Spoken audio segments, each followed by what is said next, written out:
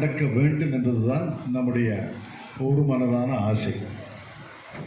காரணம், இந்த 3 ஆண்டுகளிலே திராவிட முன்னேற்றக் கழக அரசு, அதனுடைய தலைவர் முதலமைச்சர் மாண்புமிகு திரு மு.க. ஸ்டாலின் அவர்கள் தேர்தல் காலத்திலே கொடுத்த வாக்குறுதிகளை எல்லாம் ஒவ்வொன்றாக நிறைவேற்றி இன்று ஏறத்தாழ 400க்கும் மேற்பட்ட வாக்குறுதிகளை நிறைவேற்றி இருக்கிறார். 400 சொல்லலாம். அதில் கோயிலில் கதாகாலட்சணம் மாதிரி நீண்ட நேரம் ஆகும். 1-2 சொல்கிறேன். உண்டா இல்லையான்னு நீங்கள் பதில் சொல்லுங்க. பெண்களுக்கு மாதம் உரிமை தொகையை 1000 ரூபாய் தருவேன் என்று சொன்னார். 1,15,00,000 குடும்பங்களுக்கு, பெண்களுக்கு 1150 கோடி ரூபாய் மாதம் தருகிறார். உண்டா இல்லையா?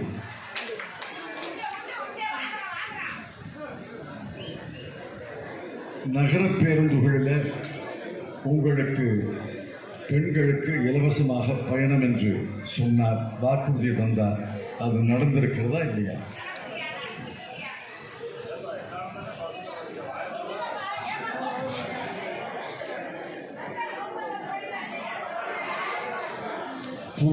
பெண் குழந்தைகள் தமிழ் வழி பாடத்தில் அரசு பள்ளிகளிலே படித்து கல்லூரிக்கு போனால் மாதம் 1000 ரூபாய் தருகிறேன் என்று சொன்னார். 1000 பெண்களுக்கு 1000 ரூபாய் கல்லூரியிலே படிப்பதற்கு கிடைக்கிறதா இல்லையா? காலை சிற்றுண்டி மதிய உணவு திட்டத்தை பெருந்தலைவர் காமராஜர் கொண்டு வந்தார். பிறகு சத்துணவு திட்டமாகியது. மதியம் மட்டும் பசி ஆறினால் போதாது, பசித்த வயிற்றோடு பிள்ளை பள்ளிக்கூடத்துக்கு போனால் பாடம் ஏறாது. பசித்த வயிற்றோடு அங்கே பள்ளிக்கூடத்திலே குழந்தைகள் இருக்கக்கூடாது. காலை சிற்றுண்டி என்று சொல்லி இன்று காலை சிற்றுண்டி போடுகிறார். உண்டா இல்லையா? இன்னும் எத்தனையோ சொல்லலாம். இந்த அரசு தொடர்ந்து இருக்க வேண்டுமா இல்லையா?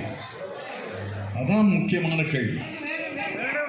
ஏன் இந்த கேள்வியை நான் கேட்கிறேன் என்றால், மத்தியிலே 3வது முறையாக திரு நரேந்திர மோடி அவர்கள் ஆட்சி வந்தால் இதுதான் கடைசி தேர்தலாக இருக்கும். இதுக்கப்புறம் ஒரு தேர்தல் நடக்கும் என்ற நம்பிக்கை எனக்கு கிடையாது. காரணம், இன்று அந்த அரசு கொஞ்சம் கொஞ்சமாக சர்வாதிகார பாதையிலே போய்கொண்டிருக்கிறது. கொஞ்சம் கொஞ்சமாக படிப்படியாக சர்வாதிகார பாதையிலே போய்கொண்டிருக்கிறது. இப்போ ஒரு தேர்தல் நடக்குது, சட்டமன்ற தேர்தல். பல கட்சிகள் போட்டி போடுகின்றன. நீங்கள் ஒரு கட்சிக்கு விரும்பி வாக்களிக்கிறீங்க. அந்த கட்சிக்கு பெரும்பான்மை கிடைக்கிறது. பெரும்பான்மை சட்டமன்ற உறுப்பினர்கள் ஒரு கட்சியை சார்ந்தவர்கள். அவர்கள் சென்னையிலே கூடி அல்லது மாநிலத்தினுடைய தலைநகரிலே கூடி தங்களுடைய தலைவரை தேர்ந்தெடுக்கிறார்கள். அந்த தலைவர் உடனே ஆளுநரை பார்த்து, நான் தலைவராக தேர்ந்தெடுக்கப்பட்டிருக்கிறேன், எனக்கு முதலமைச்சர் பதவிக்கு பதவி பிரமாணம் செய்யுங்கள் சொல்கிறார்.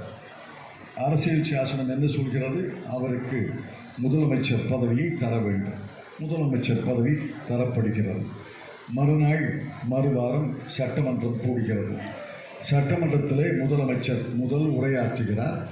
என்னுடைய அரசு வெற்றி பெற்றிருக்கிறது, மகிழ்ச்சி, நன்றி, இந்தந்த திட்டங்களை நான் செயல்படுத்தப் போகிறேன் என்கிறார். சட்டமன்ற கூட்டம் முடிகிறது. இதெல்லாம் கற்பனையை பண்ணி பாருங்கள். நான் சொன்னதெல்லாம் உங்களுக்கு தெரியும். அப்புறம் நடக்கிறது தான் விபரீத நாடகம். சட்டமன்றத்திலேருந்து வெளியில் வர்றார். சட்டமன்றத்திலேருந்து வெளியில் வந்து காரில் ஏறதுக்கு முன்னாடி மத்திய அரசு அவரை கைது செய்கிறார். ஒப்புக்கொள்வீர்களான்னு கேட்கிறேன். இதுதான் நடந்திருக்கு இந்த நாட்டில். 5 ஆண்டுகளுக்கு முன்னால், 6 ஆண்டுகளுக்கு முன்னால் யாராவது கற்பனை செய்து பார்த்திருக்கிறீர்களா? எந்த திரைப்பட கதையாசிரியரும் வசனம் எழுதுபவரும் இயக்குனரும் இந்த கற்பனையை செய்து பார்த்திருக்கவே முடியாது. மக்களால் தேர்ந்தெடுக்கப்பட்ட முதலமைச்சரை மத்திய அரசு கைது செய்யும் என்று யாராவது அரசியல் சாசனத்தில் ஒரு ஷரத்தை காட்டுங்க பார்க்கலாம். இதுதான் மாமேதை அம்பேத்கர் படித்து தந்த அரசியல் சாசனத்தில் ஒரு முதலமைச்சரை மத்திய அரசு கைது செய்ய முடியும் என்று ஏதாவது பிரிவு இருக்கிறதா? அதுதான் நடக்குது இந்த நாட்டில். ஜார்க்கண்ட் முதலமைச்சர் சிறையில் இருக்கிறார், டெல்லி முதலமைச்சர் சிறையில் இருக்கிறார், டெல்லி துணை முதலமைச்சர் சிறையில் இருக்கிறார், பல மாநிலங்களிலே அமைச்சர்கள் சிறையில் இருக்கிறார்கள். அப்ப எதுக்கு தேர்தல்? எதற்கு சின்னம்? எதற்கு வேட்பாளர்? எதற்கு வாக்குப்பதிவு? எதற்கு ரிட்டர்னிங் ஆபீசர், தேர்தல் அதிகாரி? எதற்காக தேர்தல்? ஆக இந்த நாடு சர்வாதிகார பாதையிலே போகிறது என்பதை நான் எச்சரிக்க விரும்புகிறேன்.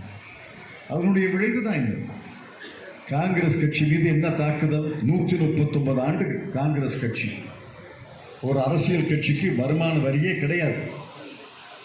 எந்த காலத்திலையும் ஒரு அரசியல் கட்சி வருமான வரி கட்டியதே கிடையாது. வருமான வரி சட்டத்தை நான் அறிவேன். வருமான வரி சட்டத்தில் அரசியல் கட்சிகளுக்கு விலக்கு இருக்கிறது. எப்படி அறக்கட்டளைகளுக்கு விலக்கு இருக்கிறதோ அதை போல அரசியல் கட்சிகளுக்கு விலக்கு இருக்கிறது. ஆனால் மோடி என்ன சொன்னார்? காங்கிரஸ் முக்த் பாரத், காங்கிரஸ் இல்லாத பாரதம், காங்கிரஸ் இல்லாத இந்தியா. ஏன்? காங்கிரஸ் ஒன்றுதான் தேசிய கட்சி, அவரை எதிர்க்கக்கூடிய தேச அளவில் தடம் பதித்த கட்சி. மற்ற கட்சிகள் எல்லாம் திராவிட முன்னேற்ற கழகம் உட்பட வலிமையான மாநில கட்சிகள். ஆனால் ஒரு மாநிலத்தில் தான் இருக்கிறாங்க. தேசிய அளவில் பாரதிய ஜனதா கட்சியுடைய எதிர்க்கக்கூடிய சக்தி ஒரே கட்சி, தேசிய கட்சி காங்கிரஸ் கட்சி. அந்த காங்கிரஸ் கட்சிக்கு முதல்ல 138 கோடி ரூபாய் வங்கி கணக்கை முடக்கினார்கள். அதை எதிர்த்து வழக்கு நடக்கிறது டெல்லியில். அதைத் தொடர்ந்து நேற்று 1821 கோடி ரூபாய்க்கு வருமான வரி, வட்டி, அபராதம் என்று விதித்திருக்கிறார்கள். நான் நேற்றே சொன்னேன், இது நடக்கும்னு எனக்கு தெரியாது, நடக்கலாம்னு சொன்னேன்.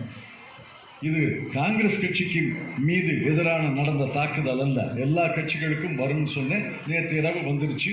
இந்திய கம்யூனிஸ்ட் கட்சிக்கு நோட்டீஸு 11 கோடி ரூபா, மார்க்சிஸ்ட் கம்யூனிஸ்ட் கட்சிக்கு நோட்டீஸு எத்தனை கோடி ரூபான்னு இன்னைக்கு தான் தெரியும். எல்லா கட்சிகளுக்கும் இந்த எச்சரிக்கை. அவருடைய நோக்கம், RSS உடைய நோக்கம், பாரதிய ஜனதா கட்சியுடைய தலைவருடைய நோக்கம் இந்தியாவில் ஒரே கட்சி தான் இருக்கணும். தேசிய கட்சி ஒழித்து விட்டால் பிறகு மாநில கட்சிகளை எல்லாம் விளையாடி விடலாம், எளிதாக விளையாடி விடலாம். ஒரு கட்சி தான் இருக்கணும். ஒரு கட்சி இருந்தால் என்ன ஆகும்? ஒரு நாடு ஒரு தேர்தல் அல்ல. அவங்க வேடிக்கை காட்டுறாங்க. ஒரு நாடு ஒரு தேர்தல், ஒரு நாடு ஒரு தேர்தல், ஒரு கட்சி தான். ஒரு கட்சிக்கு ஓட்டு போட்டா போடு, இல்லைன்னா வீட்டில் இரு. ஒரு நாடு ஒரு தேர்தல் ஒரு கட்சி. ஒரு நாடு ஒரு தேர்தல் ஒரு கட்சி என்றால் ஒரு நாடு ஒரு தலைவர் தான். அவர் மோடி தான். அவர் வாழ்நாள் முழுவதும் தலைவராக இருப்பார். அப்படி இருக்க முடியுமா என்றால் பல நாடுகளிலே இருக்கிறாங்களே. சீனாவில் ஒரு தலைவர் வாழ்நாள் முழுவதும் நான் தான் தலைவர் என்கிறார். இப்போ ரஷ்யாவில் ஒரு தலைவர் 86% வாக்குகளிலே நான் வெற்றி பெற்றேன் என்கிறார். எதிர்கட்சி தலைவர்களை எல்லாம், வேட்பாளர்களை எல்லாம் சிறையில் போட்டுட்டு ஒரு தேர்தல் நடத்தினாங்க. இப்போ வெனிசுவேலாவில் ஒரு தேர்தல் நடக்க போது அங்கே ஜனாதிபதி மீண்டும் தேர்தலில் நிற்கிறார். எதிர்கட்சிகள் எல்லாம் இணைந்து ஒரு வேட்பாளரை நிறுத்துகிறார்கள். அந்த தேர்தல் கமிஷன் என்ன சொல்கிறது?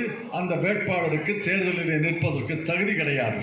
ஆக தகுதி இல்லாத ஒருத்தரை நீக்கிட்டு ஒரே ஒரு வேட்பாளர் நிற்பார், அவர் ஜெயிச்சிருவார்.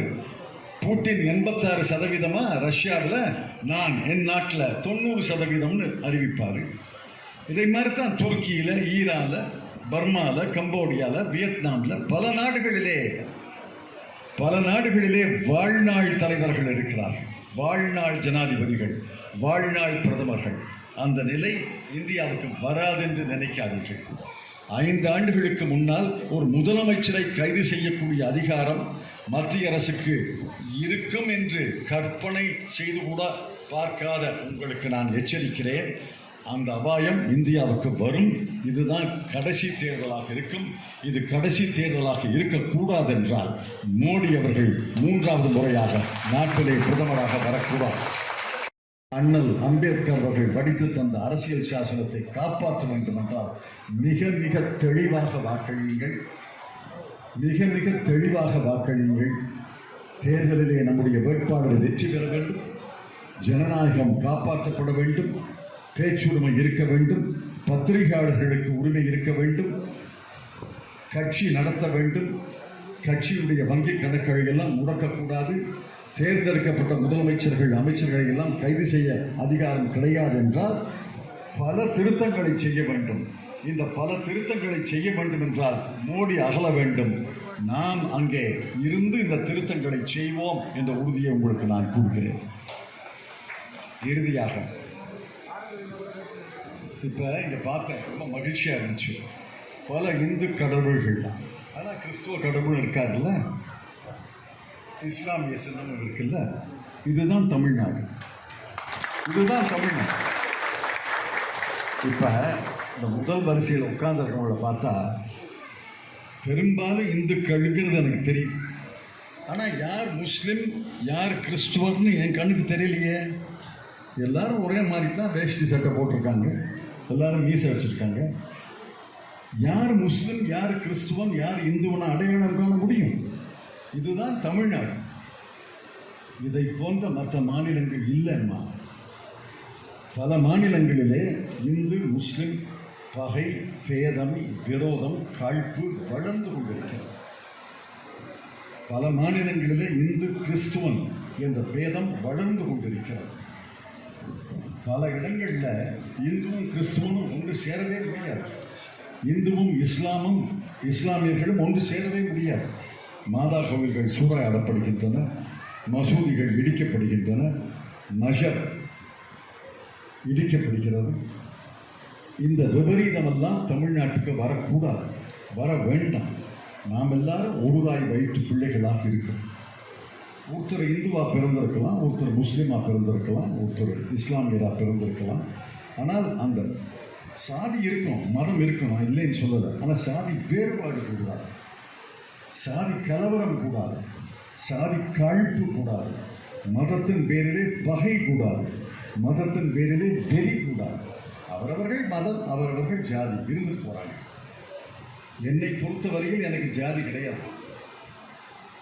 நான் இன்னொரு ஜாதியை சார்ந்த பெண்ணை திருமணம் செய்து கொண்டேன். எங்களுக்கு ஒரு குழந்தை. அவருக்கும் ஜாதி கிடையாது. அவர் இன்னொரு ஜாதி பெண்ணை கலந்து கொண்டார், திருமணம் செய்து கொண்டார். அவருக்கு ஒரு மகள். அந்த மகளும் இன்னொரு ஜாதி மாப்பிள்ளையை கல்யாணம் பண்ணிக்குவாங்க நினைக்கிறேன். எங்களுக்கு ஜாதி கிடையாது. 40 ஆண்டுகளாக இந்த தொகுதியில் ஜாதி மதம் நாங்கள் பாராட்டியதே கிடையாது. வேட்பாளரும் தொடர்ந்து உங்கள் பிரதிநிதியாக இருக்கும் காலத்தில் அவர் வாழ்நாள் முழுவதும் ஜாதி மதம் பாராட்டாமல் எல்லாருக்கும் பொது வேட்பாளராக இருப்பார் என்ற நம்பிக்கையை நான் தெரிவித்துக் கொள்கிறேன். கடைசியாக பல விவசாய கடனை யார் ரத்து செய்தது? 65,000 கோடி ரூபாய்.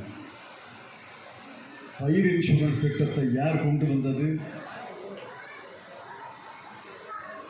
100 நாள் வேலைவாய்ப்பு திட்டத்தை யார் அறிமுகம் செய்தது? இந்தியாவிலேயே சிவகங்கை மாவட்டத்திலே தான் அதிக வங்கி கிளைகள் என்ற பெருமையை யார் பெற்றுத் தந்தது?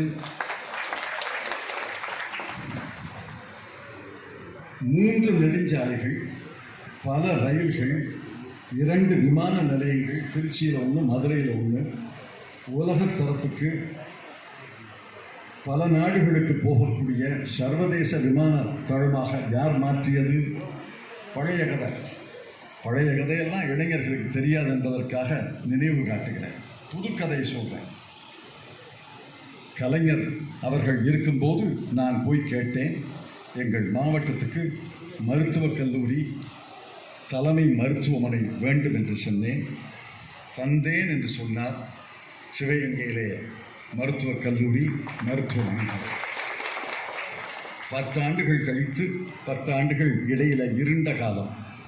அப்போ யார் இருந்தாங்க, என்ன செய்தாங்கன்னா உங்களுக்கு தான் தெரியும், எனக்கு தெரியல. 10 ஆண்டுகள் கழித்து முதலமைச்சர் மு.க. ஸ்டாலின் அவர்கள் பொறுப்பேற்றவரும் அமைச்சர் பெரியகரப்பனிடமும் அமைச்சர் ரகுபதியிடம் நான் சொல்லிவிட்டு நானும் கார்த்தியும் முதலமைச்சரை சந்திக்க சென்றோம். மாங்குடியும் வந்தார். உட்கார்ந்தோம். 15 நாள் சுருக்கமாக முடிக்கலாம். என்னன்னு கேட்டார். வாங்க பாராட்டுக்கள். எனக்கு 2 கோரிக்கை இருக்கு, என்னன்னு சொல்லுங்க. சிவகங்கை மாவட்டத்துக்கு ஒரு சட்டக்கல்லூரி வேண்டும், சிவகங்கை மாவட்டத்துக்கு ஒரு வேளாண்மை கல்லூரி வேண்டும், விவசாய கல்லூரி வேண்டும்னு சொன்னேன்.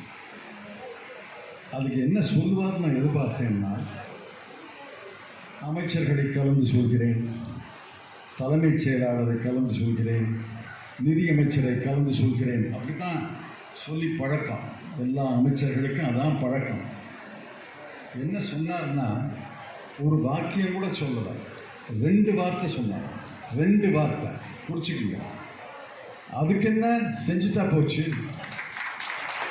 2 வார்த்தை. முதல் பட்ஜெட்டிலேயே அமைச்சர் ரகுபதி அவர்கள் சட்டக்கல்லூரி சிவகங்கைக்கு கிடைக்கும் என்று அறிவித்தார். முதல் பட்ஜெட்டிலேயே அமைச்சர் பன்னீர்செல்வம் வேளாண் கல்லூரி சிவகங்கை மாவட்டத்தில் கிடைக்கும் என்றார். இதோ சிவகங்கை சட்டக்கல்லூரி காரைக்குடியிலே நெடுஞ்சாலையிலே எழுந்து கொண்டிருக்கிறது. 101 கோடி ரூபாய். 101 கோடி ரூபாய். இங்கே கர்நாடகாத்தான் செட்டிநாட்டில் வேளாண் கல்லூரி எழுந்து கொண்டிருக்கிறது. 62 கோடி ரூபாய். இவையெல்லாம் ஆகாயத்திலேருந்து குதிக்கலை இல்லையம்மா, இல்லை முன்னாடி இருந்தவங்க செஞ்சாங்களா?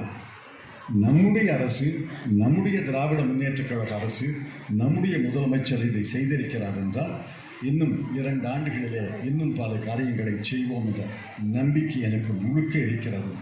இந்த நம்பிக்கை பொய்த்து விடாமல் இந்தியாவிலே ஜனநாயகத்தை காப்பாற்றுவதற்கு, தமிழ்நாடு அரசு தொடர்ந்து இருந்து செயல்படுவதற்கு, இந்திய நாட்டிலே சுதந்திரம் காப்பாற்றுவதற்கு, பத்திரிகையாளர்கள் சுதந்திரம், நம்முடைய சுதந்திரம் காப்பாற்றப்படுவதற்கு, மத ஒற்றுமை ஓங்குவதற்கு கைச்சின்னத்திலே வாக்களியுங்கள், கைச்சின்னத்தில் வெற்றி பெற செய்யுங்கள் என்று உங்களையெல்லாம் அன்போடு கேட்டு நன்றி தெரிவித்து விடைபெற்று